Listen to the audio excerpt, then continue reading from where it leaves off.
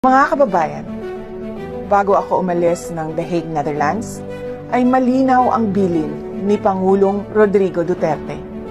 Kailangan nating magkaisa. Sa darating na halalan, mahalaga ang pagkakaisa natin sa likod ng Duterte. Ang 10 kandidato buong puso nating sinusuportahan para sa Senado. Ito ang mga taong may tapang, malasakit, at tunay na kakampi ng sambayanang Pilipino. Vote straight, Bato de la Rosa, Bongo, Jimmy Bondo, J.V. Hinlo, Raul Lambino, Philip Salvador, Rodante Marcoleta, Vic Rodriguez, Richard Mata, at Pastor Apollo Kibuloy. Block voting ang susi. Iisa ang boto. Iisa ang direksyon. Iisa ang layunin. Ipagpatuloy ang sinimulan ni Pangulong Duterte. Mga kababayan, huwag tayong magpahuli.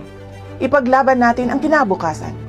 Pumili, bumoto at manindigan para sa Duterte. Syukran.